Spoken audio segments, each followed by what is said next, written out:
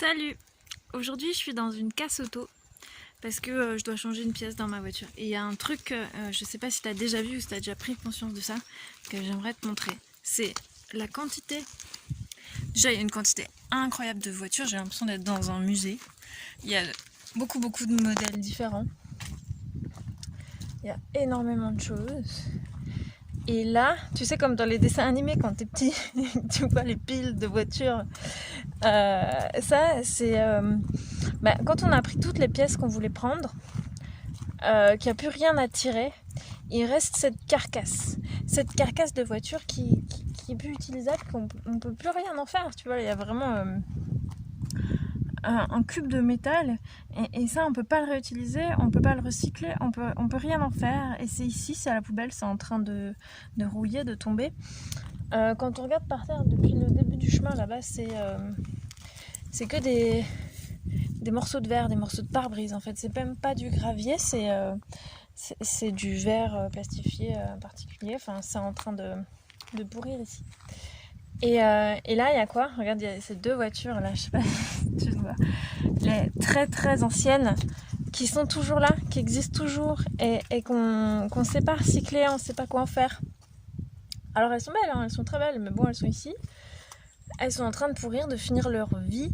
Moi je me demande combien de temps il faut pour que ça disparaisse. Il y a les pneus qui sont en train de pourrir, toute la pluie emmène les plastiques, les minéraux, tout ça, ça part dans la terre, ça part dans ce qui va nourrir après les nappes phréatiques, l'eau, enfin ça part de la nature. Là je suis en train de marcher vraiment sur une décharge et il n'y a que des bouts de plastique.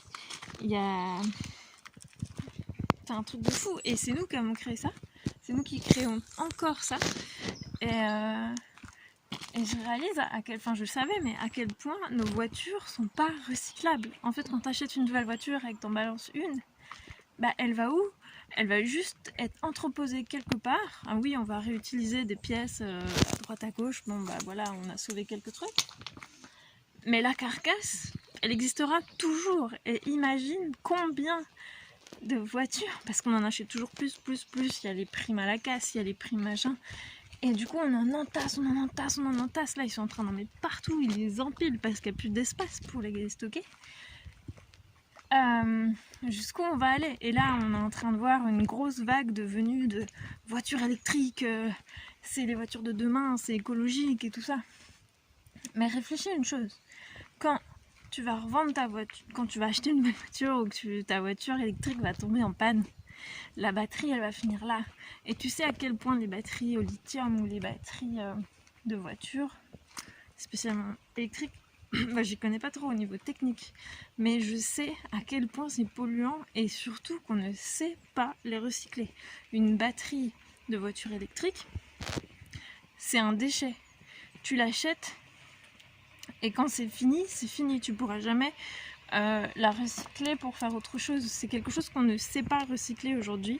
Ça coûte très cher en énergie et en matériaux pour la fabriquer, et on ne sait pas la recycler. Enfin, moi quand je vois ça, franchement je réfléchis, je me dis mais c'est fou, on crée vraiment un paysage de... ça ressemble un peu à la fin du monde, mais bon, c'est quoi ce monde qu'on va créer quoi?